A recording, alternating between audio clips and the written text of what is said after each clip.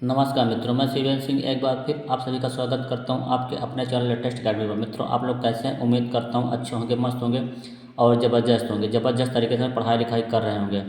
मित्रों, मैं आप लोगों को आज से करंट अफेयर और स्टैटिक जीके की क्लास स्टार्ट करने जा रहा हूँ। आज हमारी एक करंट अफेयर और स्टैटिक जीके की पहली क्लास है, तो चलते हैं क्लास को स्टार्ट करते हैं।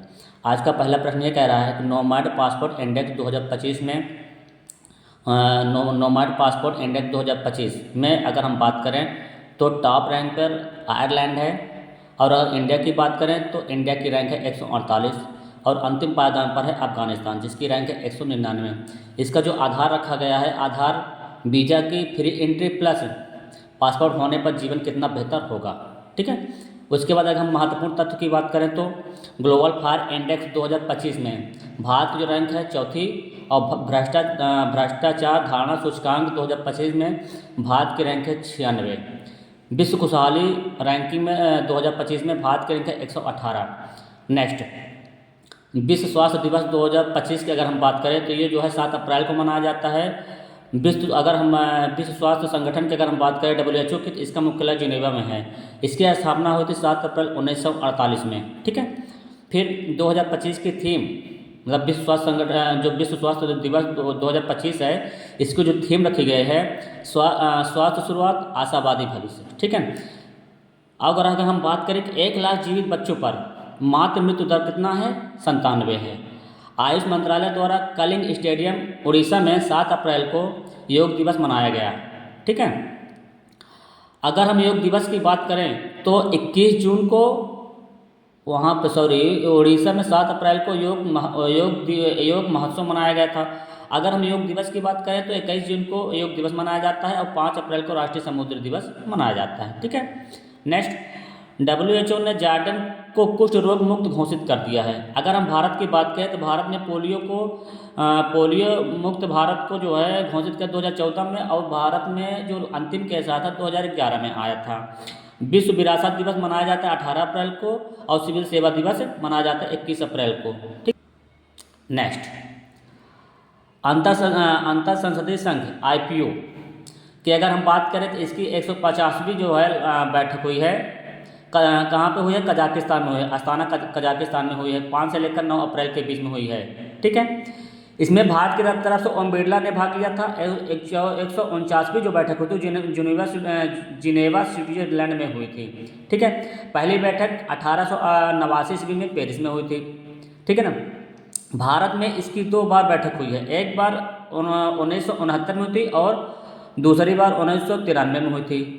इसका जो हेडक्वार्टर है अंतर संसदीय संघ का, इसका हेडक्वार्टर है जिनेवा में, जिसे संसद भवन कहते हैं। ठीक है। अगर हम महत्वपूर्ण तथ्य की बात करें तो एशियो 2024 अस्ताना में संपन्न हुआ है, जो कहाँ पे है? कजाकिस्तान में है। विश्व का सबसे बड़ा स्थल अगर अवरुद्ध देश की बात करें तो कौन सा है स्थल अवरुद्ध? कजाकिस्तान है। और यूरेनियम का भंडार कहाँ पाया जाता है? तो हम बात करें तो कजाकिस्तान में यूरेनियम का भंडार पाया जाता है ना। थर्ड AI सम्मेलन कहाँ पे हुआ है? पेरिस में हुआ है। बिम्स्टेक 2025 की जो सम्मेलन हुआ है वो कहाँ पे? बैंकॉक थाईलैंड में हुआ है। आसियान कहाँ पे हुआ है? वियतनाम लाओस में हुआ है। अगर हम ब्रिक्स की बात करें ब्रिक्स 2024 में, तो ब्रिक्स 2024 का बैठक कहाँ हुआ है? ये संपन्न हुआ कजान रूस में संपन्न हुआ है। अगर हम G20 की बात करें, G20 का सम्मेलन कहाँ पे हुआ है? ब्राज़ील में हुआ है। और COP29 का जो सम्मेलन हुआ है बाकू में हुआ है। Next, state thunder 2025A live fire अभ्यास की अगर हम बात करें तो इसका होस्ट देश कौन था? चीन था, है ना।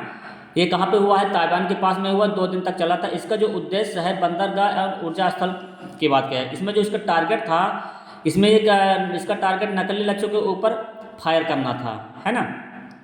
तो अगर हम पासेक्स अभ्यास की बात करें तो भारत और न्यूजीलैंड के बीच में पासेक्स अभ्यास होता है ना। और भारत की तरफ से जो गया था कौन? INS तरकस इसमें भाग लिया था। और ये जो पासेक्स अभ्यास हुआ था ये अदान की खाड़ी में हुआ था। और अगर हम फारस की खाड़ी तथा ओमान सागर के बीच में कौन सा संधि है? हार्मुज जलसंधि है। हार्मुज जलसंधि है। ठीक है। नेक्स्ट, K9 हवित्जर तोप की अगर हम बात करें तो इसका अरेंजमेंट कहाँ पे कौन किया था? हनवा एरोस्पेस ने किया था। समझौता हुआ था, हाँ, किसके बीच में? साउथ कोरिया और भारत के बीच में समझौता हुआ, 300 बिलियन वान का हुआ था। जो वान है ये साउथ कोरिया की मुद्रा है ना। इसका जो निर्माण किया जाएगा हजीरा गुजरात में किया जाएगा, है ना। अगर हम बात करें नॉर्थ कोरिया और साउथ कोरिया के बीच में 38 डिग्री के अक्षांश के बनता है, ठीक है। उसके बाद हम चलते हैं नेक्स्ट, और वो जो आपकी ये जो विभिन्न देश हैं इनकी मुद्रा आप लोग कर लेना, है ना। नेक्स्ट चलते हैं फ्रेड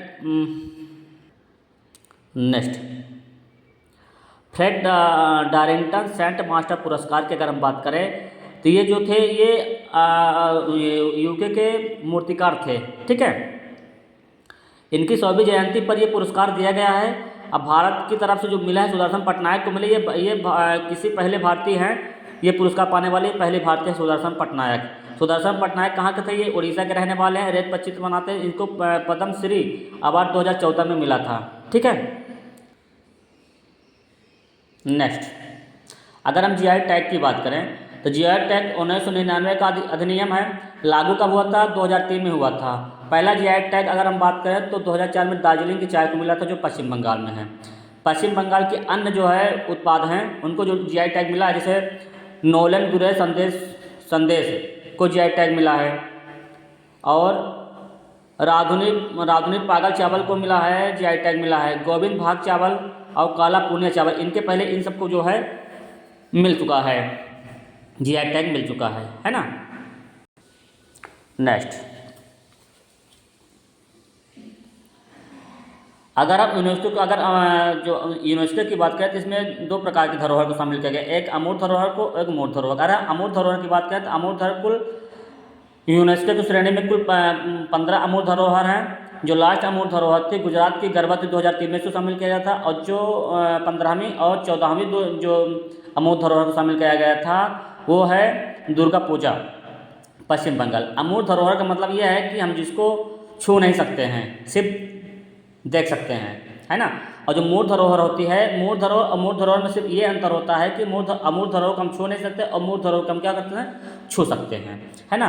तो जो हमारी 15वीं जो है कुल टोटल अमूर्त धरोहर की संख्या 15 है, और जो अंतिम अमूर्त धरोहर है वो है गरबा गुजरात की है, 2023 में इसको शामिल किया गया था अमूर्त धरोहर में। और 14वीं अमूर्त धरोहर दुर्गा पूजा है वेस्ट बंगाल की, है ना। उसके बाद हम मूर्त धरोहर की बात करें, इनकी संख्या है क्या? 43 है। जो अंतिम है मोद्दम है, असम की है, ठीक है। इसमें 43 में 35 सांस्कृतिक मूर्त धरोहर है और 7 प्राकृतिक है और मिक्स मूर्त धरोहर है, ठीक है।